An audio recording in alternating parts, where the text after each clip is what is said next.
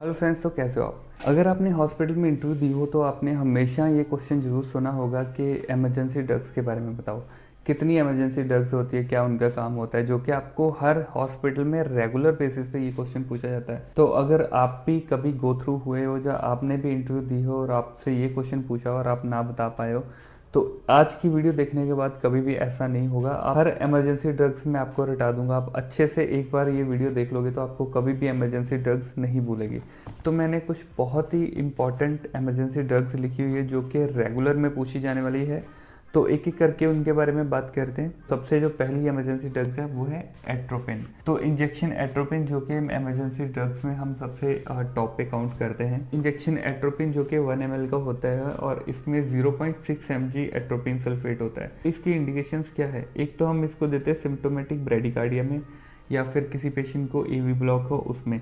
ठीक है, डोज इसकी जो है 0.6 mg की होती है 1 एम्प्यूल के अंदर, मतलब 1 ml में 0.6 mg होता है तो 1 एम्प्यूल हम देते हैं पेशेंट को। तो उसके बाद आता है इंजेक्शन एडियर, जिसको हम बोलते हैं इंजेक्शन एड्रेनालिन या फिर इंजेक्शन एपिनेफ्राइन। ये भी 1 mg का एक एम्प्यूल आता है। तो ये हम देते हैं कार्डिक अरेस्ट में। कार्डिक अरेस्ट में आप कब कब दे सकते हो? अगर पेशेंट को एसिस्टोल हो गया है, मतलब स्ट्रेट लाइन हो गई है, या फिर पीईए जिसको हम बोलते हैं पल्सलेस इलेक्ट्रिकल एक्टिविटी हो, उस टाइम पे भी आप दे सकते हो। और इसके साथ साथ किसी पेशेंट को सीवियर एलर्जिक रिएक्शन हो गया है उस कंडीशन में भी आप दे सकते हो। एनाफिलैक्टिक शॉक में भी हम पेशेंट को देते हैं, लेकिन उस टाइम पे हम आईवी नहीं देते हैं, उस टाइम पे हम आईएम या फिर सबक्यूटेनियस देते हैं। उसके बाद किसी पेशेंट को सीवियर हाइपोटेंशन है तो उस टाइम पे भी आप इसका यूज़ करते हो। ठीक है, और डोज में इसकी आपको बता देता हूँ कि अगर पेशेंट को कार्डिक अरेस्ट होता है तो आप डायरेक्ट 1 mg आईवी पुश देते हो एवरी 3 to 5 मिनट्स के बीच में, है ना। तो टोटल जो है 3 एम्प्यूल तक आप दे सकते हो। उसके बाद अगर सीवियर एलर्जिक रिएक्शंस में बात करें तो उसमें जो है 0.3 to 0.5 mg आप देते हो आईएम में। तो वैसे मैं नॉर्मल आपको डायरेक्ट ऐसे बताता हूँ कि जो नॉर्मली डोज यूज़ करी जाती है, गूगल पे आप देखोगे तो आपको यही डोज मिलेगी, लेकिन जो हम ऑन ग्राउंड यूज़ करते हैं वो हम कैसे करते हैं। 1 एम्प्यूल लेते हैं, 1 एम्प्यूल को आप 10 ml में डाइल्यूट करते हो। तो 10 ml NS में डाइल्यूट करने के बाद उसका आप 1 ml लेते हो। तो इस तरीके से आप दे सकते हो। उसी के साथ पेशेंट की एलर्जिक रिएक्शंस ठीक हो जाती है। अगर नहीं होती तो फिर आप सेकेंड भी दे सकते हो। तो वो डॉक्टर्स के ऑर्डर के ऊपर रहता है कि वो आपको कितना बोलते हैं देने के लिए। तो उसके बाद जो हमारी तीसरी इमरजेंसी ड्रग है वो है डेक्सट्रोज 25 और 50%। तो हाइपोग्लाइसीमिया जब भी पेशेंट को होता है तो ड्रग ऑफ चॉइस उसकी डेक्सट्रोज ही होती है या फिर इंजेक्शन ग्लूकेगॉन, लेकिन ग्लूकेगॉन से ज़्यादा हम डेक्सट्रोज को प्रेफर करते हैं। तो डेक्सट्रोज जो होती है ये आपके पास 25% में 100 ml में आती है या फिर 50% में भी 100 ml में आती है। तो ये आप आईवी बोलस ही डायरेक्ट देते हो। 50 ml भी दे सकते हो, 100 ml भी दे सकते हो। वो उसके अकॉर्डिंग होता है कि पेशेंट की शुगर, रैंडम ब्लड शुगर जो है कितनी है। तो पेशेंट की शुगर जैसे ही नीचे जाती है, क्योंकि इमरजेंसी ड्रग ये इसलिए है, अगर आप नहीं देते हो तो पेशेंट को सीजर भी आ सकते हैं। तो फर्दर कॉम्प्लिकेशन से प्रिवेंट करने के लिए ये एक इमरजेंसी ड्रग्स के अंदर काउंट होती है। उसके बाद जो चौथी हमारी ड्रग है वो है हाइड्रोकॉर्टिजन, जिसको हम बोलते हैं इंजेक्शन एफकॉर्लिन। तो ये जो इंजेक्शन है ये 100 mg का एक इंजेक्शन आता है हमारे पास, और ये पाउडर फॉर्म में आता है, प्लस साथ में डिस्टिल वाटर होता है 5 ml, जो कि आप इसको डाइल्यूट करते हो 5 ml में। ठीक है, और ये इसकी जो इंडिकेशंस है वो क्या है कि एक तो हम इसको यूज़ करते हैं एनाफिलैक्टिक शॉक में, या फिर अगर पेशेंट को एलर्जिक रिएक्शन हुआ है किसी भी चीज़ से, चाहे वो मेडिसिन से हो, चाहे वो ब्लड से हो, चाहे वो किसी डाई वगैरह पेशेंट को दिया है या कॉन्ट्रास्ट वगैरह दिया है, तो उस कंडीशन में अगर पेशेंट को एलर्जिक रिएक्शन होता है तो आप दे सकते हो। डोज की अगर बात करें, जैसे मैंने आपको बताया कि 100 mg का ये एक वायल आती है, मतलब 100 mg एक में होता है।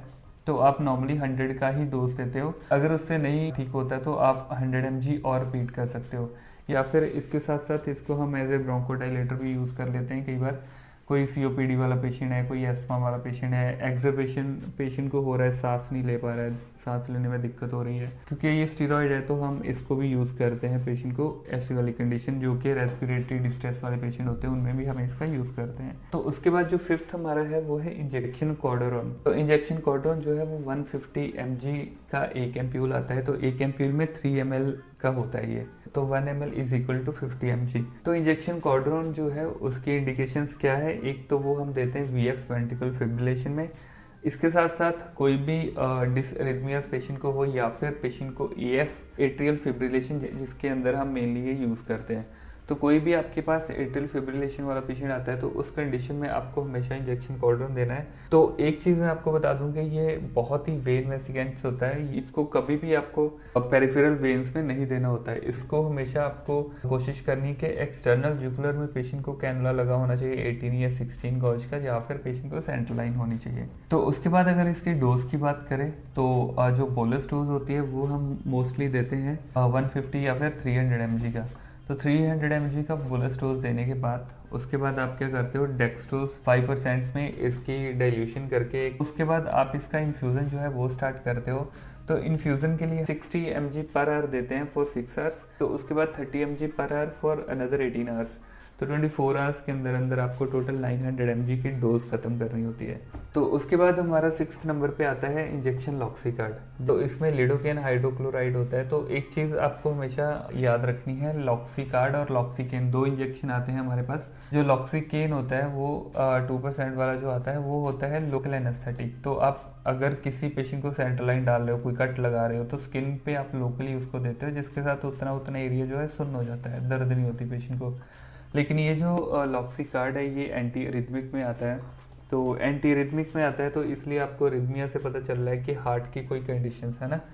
तो जब किसी पेशेंट को वीटी होता है उस कंडीशन में हम इसको देते हैं। इसके साथ साथ वीटी हो, वीएफ हो, या फिर और कोई अरिथमियाज वगैरह पेशेंट को आते हैं उस कंडीशन में भी आप दे सकते हो। तो इसके बिना ये नर्व ब्लॉक में भी काम आता है, स्पाइनल या फिर एपिड्यूरल भी हम इसका यूज़ करते हैं, है ना। और अगर इसकी डोज की बात करें, जैसे मैंने आपको बताया था कि अगर किसी पेशेंट को वीटी होता है तो उस कंडीशन में हम दे सकते हैं। तो नॉर्मली अगर इसकी जो डोज की बात करें 1 to 1.5 mg पर kg बॉडी वेट के हिसाब से हम इसका देते हैं। तो अगर फिर वही मैं डायरेक्टली आपको बताऊं तो 60 mg की हमें इनिशियल डोज जो है बोलस डोज देनी होती है। तो 1 ml में ये 21 पॉइंट समथिंग mg होता है ना। तो अब डायरेक्ट हम 3 ml देते हैं। उसके बाद हम इसकी मेंटेनेंस जो डोज होती है वो स्टार्ट कर देते हैं, जिसको मतलब इन्फ्यूज़न में आप स्टार्ट करते हो। तो इन्फ्यूज़न इसका वही 1 से लेके 4 ml पर आवर के हिसाब से जैसे डॉक्टर आपको रेकमेंड करते हैं वो उसी अकॉर्डिंग आप दे सकते हो। तो उसके बाद हमारे पास 7th नंबर पे आता है इंजेक्शन मिडाजोलम। मिडाजोलम की क्लास आपको पता है बेंजोडाइजिपम होती है। तो ये अलग अलग चीज़ों के लिए हम यूज़ करते हैं। एक तो हम सिडेशन के लिए इसका यूज़ करते हैं, या फिर सीजर किसी पेशेंट को आते हैं सीजर कंट्रोल के लिए भी हम इसका यूज़ करते हैं। उसके साथ साथ कोई प्रोसीजरल सिडेशन देनी हो तो उसके टाइम पे, जैसे मान लो किसी पेशेंट की एंडोस्कोपी करनी है ना, तो डॉक्टर उस टाइम पे दे देते हैं। किसी का ब्रोंकोस्कोपी करना है दे दिया, या फिर किसी का कार्डियोवर्जन करना है उस टाइम पे दे दिया। तो ये बिल्कुल शॉर्ट एक्टिंग होता है, मतलब आधे घंटे 1 घंटे बाद इसका जो असर है वो ख़त्म हो जाता है। तो उस टाइम पे हम मेनली पेशेंट को दे सकते हैं। कई बार एंजाइटी डिसऑर्डर में भी हम पेशेंट को देते हैं। तो ये जो है इंजेक्शन बहुत सेफ है, लेकिन एक चीज़ आपको हमेशा ध्यान रखनी है कि ये रेस्पिरेटरी डिस्ट्रेस कॉज करेगा और इसके साथ साथ ये हाइपोटेंशन कॉज करेगा। ऐसा पेशेंट जिसका बीपी ऑलरेडी 100 से नीचे चल रहा है उस कंडीशन में आपको अवॉइड करना है मिडाजोलम देने के लिए। इसके साथ साथ कोई ऐसा पेशेंट जिनको ऑलरेडी सांस लेने में दिक्कत हो रही है, जिनको आपने ऑक्सीजन लगा रखी है, या फिर कोई ऐसा पेशेंट है जिनको 5-6 लीटर पे ऑक्सीजन चल रही है, नहीं तो फिर बाईपैप वगैरह लगा हुआ है, तो ऐसे वाले कंडीशन में हमेशा अवॉइड करना है पेशेंट को मिडाजोलम देने के लिए, क्योंकि अगर आप दे देते हो तो ऑलरेडी ये वही चीज़ को कॉज करेगा और फिर और ज़्यादा दिक्कत हो जाएगी, है ना। तो ये चीज़ आपको हमेशा ध्यान रखनी है। और इसकी जो डोज होती है वो क्या हुआ, 10 mg का एक इंजेक्शन आता है, मतलब 10 ml का आता है।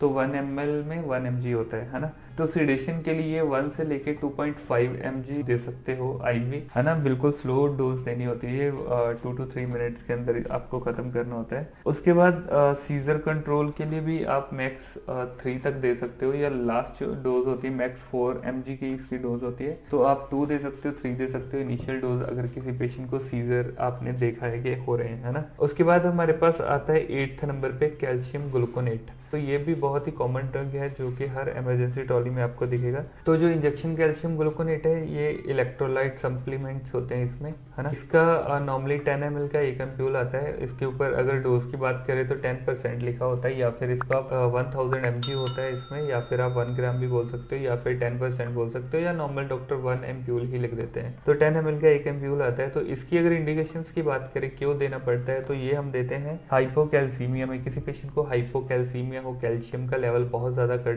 नीचे चला जाता है, तो उस कंडीशन में आप दे सकते हो। इसके साथ साथ हाइपर कैलीमिया हो किसी पेशेंट को, उस कंडीशन में भी आप देते हो। वहाँ पे ये जो पोटेशियम को कम तो नहीं करेगा, लेकिन पोटेशियम कम होने के साथ जो हार्ट पे इफेक्ट्स आते हैं, जो कि अरिथमियाज आते हैं, उस कंडीशन में ये क्या करता है, कार्डिक मेम्ब्रेन को स्टेबलाइज करके रखता है। तो इसलिए आप कैल्शियम ग्लूकोनेट का यूज करते हो हाइपर कैलीमिया में भी, है ना, पोटेशियम बड़ा हो तो।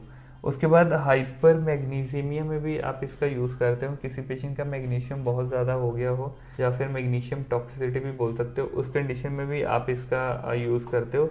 तो उस कंडीशन में आप 1 to 2 ग्राम आप यूज़ कर सकते हो ओवर 5 to 10 मिनट्स, जो इसकी डोज होती है। तो हाइपरकेलीमिया की अगर बात करें तो उसमें आप 1 ग्राम या फिर 10 ml, वही 1 एम्प्यूल का यूज़ करते हो। ये भी ओवर 5 to 10 मिनट्स में आपको ख़त्म करना होता है। और अगर हाइपोकैल्सीमिया की बात करें तो उसकी जो डोज होती है वो 1 to 2 ग्राम तक, या फिर आप बोल लो कि 1 से लेके 2 एम्प्यूल आप दे सकते हो पेशेंट को। तो ये भी 10 to 20 मिनट्स में आपको ख़त्म करना होता है। तो नेक्स्ट आ गया सोडा बाइकार्बोनेट। तो सोडा बाइकार्बोनेट के बारे में बताने से पहले मैं आपको बता दूं कि अगर ये सारे इमरजेंसी ड्रग्स आपने याद कर ली, तो आपको ये सारी बताने की भी ज़रूरत नहीं है। इनमें से कोई 5 या कोई 6 ड्रग जो कि आपको बतानी होती है, तो शेयर ड्रग आप बता देते हो, तो इसके बाद आपको बताने की ज़रूरत नहीं है। शेयर ड्रग्स के साथ इनफ है सेटिस्फेक्शन हो जाती है हॉस्पिटल के इंटरव्यू लेने वालों को, तो उनको पता चल जाता है कि आपको नॉलेज है।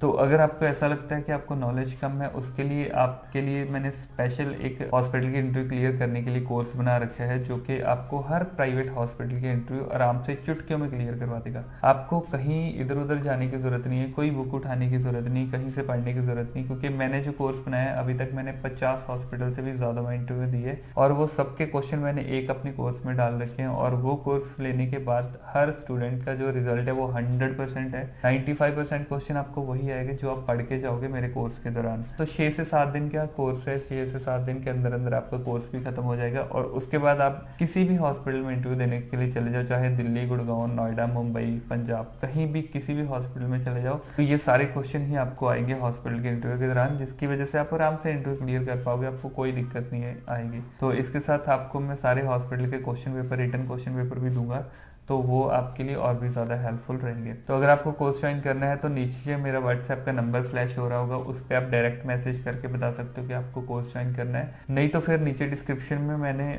पूरी डिटेल दे रखी है, वहाँ से भी आप डायरेक्ट मुझे मैसेज कर सकते हो, तो मैं आपको सारी डिटेल आगे की वहीं पर दे दूंगा। तो उसके बाद बात करें इंजेक्शन सोडा बाइकार्बोनेट। तो सोडा बाइकार्बोनेट हम यूज़ करते हैं मेटाबॉलिक एसिडोसिस में। तो कोई ऐसा पेशेंट है जिनका HCO3 बाइकार्बोनेट बॉडी में कम हो रहा है और पीएच भी कम हो रहा है, जिसको हम बोलते हैं मेटाबॉलिक एसिडोसिस, तो उस कंडीशन में हम मोस्टली सोडा बाइकार्बोनेट का यूज़ करते हैं। 25 ml का एक इंजेक्शन आता है, या फिर 100 ml की एक बड़ी वायल आती है, तो उसमें 100 ml होता है, नहीं तो फिर 25 ml की एक वायल आती है इसमें, है ना। एक तो दे सकते हो मेटाबॉलिक एसिडोसिस में, दूसरा ये देते हैं हम हाइपर कैलीमिया में। हाइपर कैलीमिया में ये एक एज ए टेम्परेरी मेजर हम यूज़ करते हैं। तो ये क्या करता है, ये पोटेशियम को सेल्स के अंदर शिफ्ट करता है, जिसकी वजह से जो पोटेशियम का लेवल है वो थोड़ा सा नीचे आ जाता है। या फिर इसके साथ साथ किसी पेशेंट को एस्पिरिन टॉक्सिसिटी होती है, तो उस कंडीशन में भी आप इंजेक्शन सोडा बाइकार्बोनेट का यूज़ कर सकते हो। अभी इसकी अगर डोज की बात करें तो हमेशा मेटाबॉलिक एसिडोसिस में पहले आप एबीजी करते हो, एग्जैक्ट आपको HCO3 की वैल्यू पता चल जाती है। नॉर्मल वैल्यू आपको पता है 22 से 27 किसकी होती है, तो कितना वो नीचे आता है उसी अकॉर्डिंग आपको डॉक्टर ऑर्डर करते हैं कि इतना आपको देना है। तो नॉर्मली अगर 20 तक है तो आप 25 दे सकते हो, अगर 18 तक है तो आप 50 तक दे सकते हो, 16-15 तक है तो आप 100 भी दे सकते हो, है ना। उससे भी नीचे है तो कई बार डॉक्टर आपको 150 तक भी दिलवाते हैं, तो वो अकॉर्डिंग टू बॉडी वेट होता है, तो उसी अकॉर्डिंग ही आपको देना होता है। तो दोस्तों ये मेन ड्रग्स थी जो कि आप यूज़ करते हो हमेशा हर हॉस्पिटल में। आपको ये क्वेश्चन आएगा तो आपको ये कुछ ड्रग्स है जो दिमाग में रखनी है और उनको बतानी है। तो आज की वीडियो के लिए बस इतना ही था। अगर आपको कोर्स ज्वाइन करना है तो नीचे जो नंबर फ्लैश हो रहा है वहाँ पे आप डायरेक्ट मुझे मैसेज कर सकते हो, अदरवाइज जो नीचे मैंने डिटेल सारी डाल रखी है डिस्क्रिप्शन में, वहाँ से भी आप डायरेक्ट मुझे मैसेज कर सकते हो। तो हम मिलते हैं नेक्स्ट वीडियो में, तब तक के लिए बाय बाय।